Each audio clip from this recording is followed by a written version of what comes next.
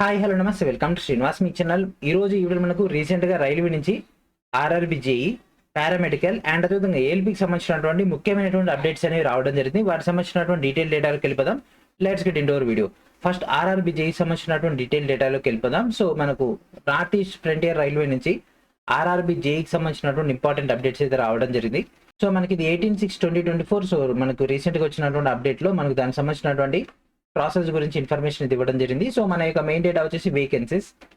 So మనకున్నటువంటి vacancies point of వ్యూగా తీసుకున్నట్లయితే junior engineer safety and non safety కేటగిరీలో 7,346 పోస్టులు అండ్ అదేవిధంగా టిఎంఎస్ 398, సిఎంఏ 150 అండ్ అదేవిధంగా కెమికల్ సూపర్వైజర్ ఆర్ రీసెర్చ్ గా తీసుకుంటే 5, మెటలాజికల్ సూపర్వైజర్ ఆర్ రీసెర్చ్ గా తీసుకుంటే 12. ఓవరాల్ గా మనకి ఇక్కడ 7,911 పోస్టులు అయితే ఉండడం జరిగింది. సో ఈ యొక్క పోస్టులు అన్నిటిని కూడా మనకి ఒక డైరెక్ట్ రిక్రూట్మెంట్ ప్రాసెస్ ద్వారా ఫిల్ చేయడానికి అయితే బోర్డు అయితే డిసైడ్ అయితే అవ్వడం జరిగింది. అండ్ వీటికి సంబంధించినటువంటి ఫర్దర్ రిక్రూట్మెంట్ ప్రాసెస్ లో అంటే మనకి ఒక సిబిటి కండక్ట్ సంబంధించి ఆర్ఆర్బి భువనేశ్వర్ అనేది నోడల్ ఆర్ఆర్బిగా ఉంటుందని వీళ్ళకి డేటా అయితే ఇవ్వడం జరిగింది. సో ఇప్పుడు మన యొక్క వేకెన్సీస్ గురించి చూద్దాం. So junior engineer safety category సంబంధించి కనుక తీసుకుంటే సో ఈ విధంగా మనకు జోనల్ వైజ్ గా అండ్ అదేవిధంగా మనకు ఆర్ఆర్బి వైజ్ గా డేటా అయితే ఇవ్వడం జరిగింది. మన యొక్క సౌత్ సెంట్రల్ లో కనుక తీసుకుంటే ముంబై 26 పోస్టులు, సికింద్రాబాద్ 376 అయితే ఉండడం జరిగింది. ఓవరాల్ గా మన యొక్క సౌత్ సెంట్రల్ నుంచి 402 పోస్టులు ఉండడం జరిగింది. సో మనకి ఇక్కడ మొత్తం 402 పోస్టులు అయితే మన యొక్క సౌత్ సెంట్రల్ రైల్వేకి అయితే అలాట్మెంట్ చేయడం జరిగింది. సో ఓవరాల్ గా కనుక తీసుకుంటే సేఫ్టీ కేటగిరీలో మనకి ఇక్కడ 6,121. సో ఇదాక మీరు 7,000 చేంజ్ చెప్పారు, మళ్ళీ ఇక్కడ ఏమో 6,000 అని చెప్తారు. ఏం సార్ అంటే ఇదేమో సేఫ్టీ కేటగిరీ సంబంధించినటువంటి అప్డేట్. సో మన నాన్ సేఫ్టీ సంబంధించి అండ్ దాంతోపాటు డిఎంఎస్ అండ్ సిఎంఏ ఈ మూడు కూడా మనకి ఇక్కడ నాన్ సేఫ్టీ కేటగిరీ కిందకి రావడం జరుగుతుంది. సో ఇక్కడ మనకు సెంట్రల్ అండ్ అదేవిధంగా east Coast, east central, eastern ఈ విధంగా each and every zone wise ఉండడం జరిగింది. సో మనది వచ్చేసి south central. So south central లో జేఈ నాన్ సేఫ్టీ కన్నా తీసుకుని 93, డిఎంఎస్ 19 అండ్ అదేవిధంగా సిఎంఏ 2.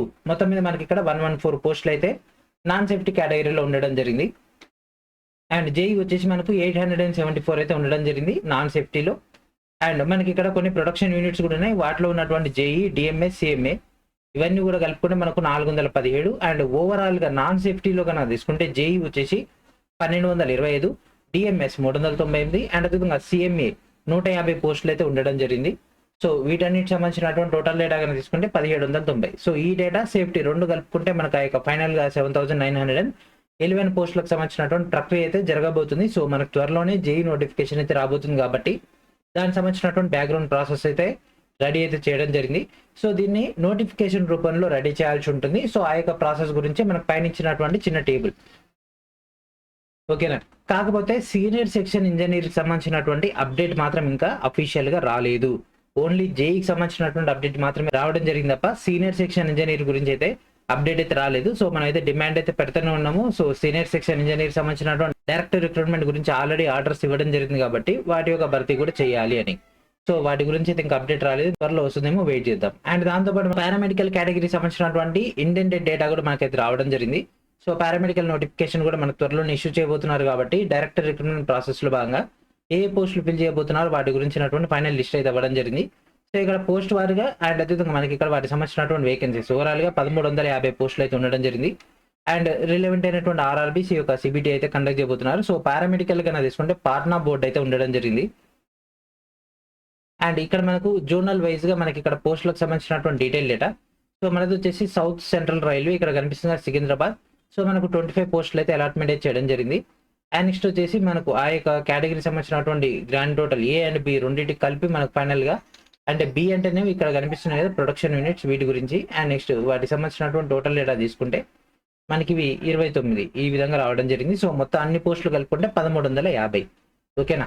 సో ఈ విధంగా మనకైతే జూనియర్ ఇంజనీర్ అండ్ పారామెడికల్ సంబంధించినటువంటి అప్డేట్ రావడం జరిగింది. కేవలం ఇదేగా దీంతో పాటు మనకు ఏఎల్పికి సంబంధించినటువంటి మెయిన్ ఇంపార్టెంట్ అప్డేట్ కూడా రావడం జరిగింది.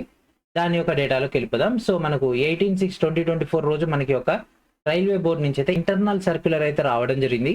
సో ఇది అఫీషియల్ గా మనకైతే వచ్చింది కాదు, ఇది జోనల్ రైల్వేస్ కంటే ఈ యొక్క జిఎం లకు వెళ్ళిపోయినటువంటి లెటర్ ఇది, బట్ మనకైతే బయటకైతే రావడం జరిగింది. సో ఇక్కడ మెయిన్ ఇష్యూ ఏంటిదంటే రీసెంట్ గా ఏదైతే పశ్చిమ బెంగాల్ ఇన్సిడెంట్ అయిందో దాని తర్వాత రైల్వే ఈ యొక్క ఏఎల్పీల పైన పని భారాన్ని తగ్గించడానికి వీళ్ళైతే ప్రాసెస్ అయితే స్టార్ట్ చేయడం జరిగింది. సో దాని యొక్క ప్రాసెస్ లో భాగంగానే ఆల్రెడీ మనం జనవరిలోనే ఈ యొక్క జోనల్ లో ఉన్నటువంటి ఖాళీల గురించి అండ్ అదేవిధంగా కొంతమంది మనకు సపోర్ట్ చేస్తూ యూనియన్ లీడర్స్ కూడా రైల్వేకి అయితే లెటర్స్ రాయడం జరిగింది. అట్లీస్ట్ 13,000 నుంచి 17,000 దాకా ఉద్యోగాలు భర్తీ చేయాలి, 5,000 పోస్టులు ఏమాత్రం సరిపోవని. అండ్ అదేవిధంగా మనకు నార్త్ ఇండియా నుంచి సౌత్ ఇండియా నుంచి చాలా మంది కూడా ప్రొటెస్ట్ కూడా చేయడం జరిగింది, ఏఎల్పీ వేకెన్సీస్ ఇంక్రీజ్ చేయాలని.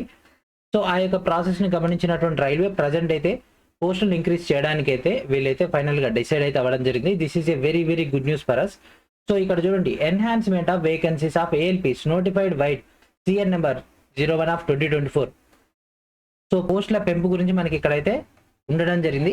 Additional demand received from zonal railways. So zonal railways నుంచి వచ్చినటువంటి ఎడిషనల్ డిమాండ్ గురించి ఇక్కడ డేటా అయితే ఇవ్వడం జరిగింది.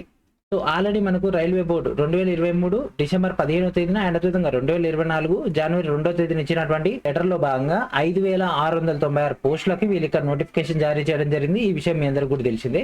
On receipt of additional demand of ALP from zonal railways, the issue has been examined and it has been shared with the approval of competent authority to enhance ALP vacancies for zonal railways as under.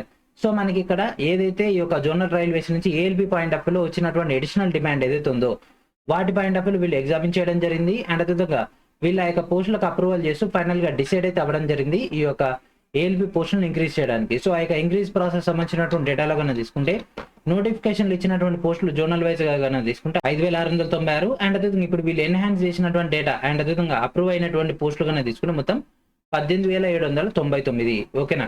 So ఈ యొక్క 18,799 పోస్టులకు సంబంధించి ఇక్కడ మనకి just zonal మాత్రమే data ఉండడం జరిగింది. So మనకు వీటిలో కమ్యూనిటీ వైజ్ గా, కేటగిరీ వైజ్ గా అండ్ దాంతో పాటు మనకు డివిజన్ వైజ్ గా అలాట్మెంట్ చేయాల్సి ఉంటుంది. సో ఆ యొక్క డేటా కోసమే ఇక్కడ ఆర్ఆర్బి బెంగళూరుకి వర్క్ అయితే అలాట్మెంట్ చేయడం జరిగింది. సో ఇక్కడ మనకు ఈ యొక్క జోనల్ రైల్వే నుంచి వచ్చినటువంటి ఇండెంటేషన్స్ ఏదైతే ఉన్నాయో ఆ యొక్క ఇండెంట్స్ ని ఈ యొక్క ఆర్ఆర్బి బెంగళూరు OIRMS యొక్క సహకారంతో వీళ్ళ యొక్క 1 వీక్ లో ఈ యొక్క టోటల్ డేటాని అయితే ఫైనల్ చేయాల్సి ఉంటుంది. ఆ యొక్క ఫైనల్ చేసినటువంటి డేటాని మనకి యొక్క సైట్ లో కనుక అప్లోడ్ చేసినట్లయితే వాళ్ళు దాన్ని బట్టి నెక్స్ట్ ప్రాసెస్ అయితే చేయడం జరుగుతుంది. సో మనకి ఇక్కడ 18,799 పోస్టులు అయితే ప్రజెంట్ అయితే అప్రూవల్ అయితే అయినాయి. కానీ మరి దీంట్లో ఎన్ని మనకు అవుట్కమ్ వస్తుంది అనేది మాత్రం ఇక్కడ ఒక చిన్న ప్రాబ్లం అయితే ఉంది. దాని గురించి చెప్తా ఇదే వీడియోలో. అండ్ దాంతో పాటు ఇక్కడ చూడండి, main point, opportunity should be given to existing candidates who revised their choice of RRB in view of change in number of vacancies. అంటే ఇక్కడ జోనల్ వైజ్ గా పోస్టులు పెరిగిన తర్వాత మీరు మీ యొక్క జోన్ ని చేంజ్ చేసుకునే అవకాశం కూడా ఇక్కడ ఇవ్వడం జరుగుతుంది. అయితే అందరికి ఇస్తారా సార్ అంటే ఎస్, అప్లై చేసిన వాళ్ళందరికీ కూడా ఇవ్వడం జరుగుతుంది. కాకపోతే కొత్త అప్లికేషన్ తీసుకుంటారా అంటే అది మాత్రం పాసిబిలిటీ లేదు. ఇక్కడ చూడండి, ఎగ్జిస్టింగ్ క్యాండిడేట్స్ అంటే ఆల్రెడీ అప్లై చేసినటువంటి క్యాండిడేట్స్ కి వాళ్ళ యొక్క ఆర్ఆర్బిని చూస్ చేసుకోవడానికి మళ్ళీ ఒక అవకాశం అయితే ఇవ్వడం జరుగుతుంది. అంటే ఫర్ ఎగ్జాంపుల్ ఆర్ఆర్బి బెంగళూరు పెట్టిరు, ఆర్ఆర్బి భోపాల్లో పోస్టులు పెరిగినాయి అనుకోండి, ఆర్ఆర్బి భోపాల్ పెట్టుకోవాలంటే పెట్టుకోవచ్చు.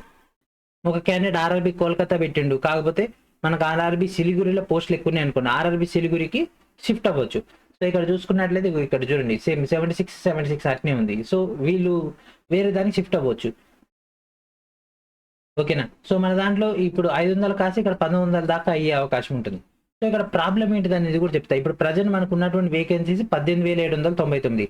సో ఈ యొక్క పోస్టులు అన్ని కూడా ఈ ఒక్కసారి మనకు ఫిల్ చేసేస్తే ఇది ఇయర్లీ నోటిఫికేషన్స్ కాబట్టి, ఓకేనా, వీళ్ళు ఇయర్లీ నోటిఫికేషన్స్ చేయబోతున్నారు కాబట్టి ఈ పోస్టులన్నీ కనుక ఇప్పుడే ఫిల్ చేస్తే నెక్స్ట్ నోటిఫికేషన్స్ అంటే నెక్స్ట్ వచ్చేటటువంటి 2025లో రాబోతున్నటువంటి ఏఎల్పీలో very very less vacancies, mostly 3,000 నుంచి 4,000 మాత్రమే మనకైతే కనిపించే అవకాశం ఉంటుంది. అయినా పర్వాలేదు అని అనుకుంటేనేమో ఇప్పుడు మనకి 18,000 దాకా ఇచ్చేస్తాడు. లేదు మనకు అప్పటికి కూడా కొన్ని పోస్టులు ఉండాలి, కొన్ని పోస్టులు హోల్డ్ చేయాలంటే మాత్రం ఈ సంఖ్యలో తగ్గుదల అయితే మనకు కనిపించే అవకాశం అయితే ఉంటుంది. ఎందుకంటే ఫైనల్ డెసిషన్ అనేది రైల్వే తీసుకుంటుంది. ఇది జస్ట్ ఇంటర్నల్ నోటీస్ మాత్రమే, మనకి ఏ రైల్వే వెబ్సైట్ లో కూడా కనబడదు ఇది. ఓకేనా. సో ఫైనల్ నోటీస్ అనేది మనకు ఈ మంత్ లాస్ట్ వరకు కనిపించే అవకాశం ఉంటుంది, అంటే రివైజ్డ్ వేకెన్సీస్ సంబంధించినటువంటి డేటా. సో అది అయిపోయిన తర్వాత మళ్ళీ మనకు అట్లీస్ట్ 1 వీక్ అయితే స్లాట్ అయితే ఓపెన్ చేస్తారు. మోస్ట్లీ అది మనకు జూలై 1st వీక్ లో స్లాట్ అయితే ఓపెన్ అవుతుంది, మీరు మీ యొక్క ఆర్ఆర్బిని మళ్ళీ చూస్ చేసుకోవడానికి.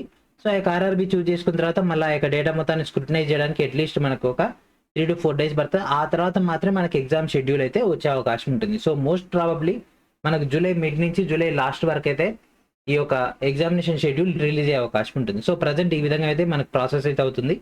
సో ఇయర్లీ క్యాలెండర్ ఉంది కాబట్టి ఇక్కడ వీళ్ళు అప్రూవ్ చేసినటువంటి పోస్టులలో ఎన్ని మనకు రిలీజ్ చేస్తారనేది ఒక చిన్న డౌట్ అయితే ఉంది. ఈ ఒక్కసారికి రిలీజ్ చేసేద్దాము, సో ఇష్యూస్ జరుగుతున్నాయి కాబట్టి, పశ్చిమ బెంగాల్ ఇష్యూ జరిగింది కాబట్టి ఫిల్ చేద్దాం ఈ ఒక్కసారి అంటే మాత్రం మనకు 18,799 వచ్చేస్తాయి. లేదు అట్లా కాదు, నెక్స్ట్ నోటిఫికేషన్స్ అంటే మనకి ఏఎల్పీ నెక్స్ట్ ఇయర్ రాబోతుంది కదా, దానికోసం కొన్ని పోస్టులు అంటే మాత్రం మనకు నెససరీ వచ్చేసి 13,000 నుంచి 15,000 దాకా ఉంది. సో ఆ యొక్క అకౌంట్లో వీళ్ళు ఇంక్రీజ్ చేసే ఛాన్స్ అయితే ఉండడం జరిగింది. ఓకేనా. సో దాన్ని బట్టి మనకి ఇక్కడ నెంబర్ అనేది అటు ఇటు అయ్యే అవకాశం ఉంటుంది. కాబట్టి ఇది ఒకటి మీరు అర్థం చేసుకోండి. ఓకేనా. సో ఇటువంటి పోస్టులు అయితే పెరుగుతాయి. అండ్ దాంతోపాటు మనకి ఇక్కడ ఆర్ఆర్బి ఒక చాయిస్ కూడా మనం చేంజ్ చేసుకోవచ్చు. కాబట్టి ఇది కూడా మనకైతే ఒక గుడ్ న్యూస్. ఓకేనా. సో ఇది ఫ్రెండ్స్ ఈ రోజు మనకు వచ్చినటువంటి ఇంపార్టెంట్ అప్డేట్స్ ఇవి. సో రైల్వే జేఈకి సంబంధించినటువంటి ప్రాసెస్ అవుతుంది కాబట్టి ఎవరైతే ఆ యొక్క జేఈ గురించి ప్రిపేర్ అవుతున్నారో వాళ్ళందరూ కూడా ఇంకా పర్ఫెక్ట్గా ప్రిపేర్ అవ్వండి. అండ్ మనకి ఇంకా బ్రాంచ్ వైజ్గా అంటే మెకానికల్ కానీ మనకి యొక్క ఎలక్ట్రికల్ కానీ ఆ యొక్క బ్రాంచ్ వైజ్గా ఎలక్ట్రానిక్స్ కానీ ఆ యొక్క డేటా అయితే రాలేదు. ఆ యొక్క డేటా వచ్చిన తర్వాత మనకి ఇంకా క్లారిటీ అయితే వచ్చే అవకాశం ఉంటుంది. ఓకేనా. సో ఇది ఫ్రెండ్స్ ఈ రోజు నెక్స్ట్ వీడియో మనకు డేటాతో కలుద్దాం. And thank for watching.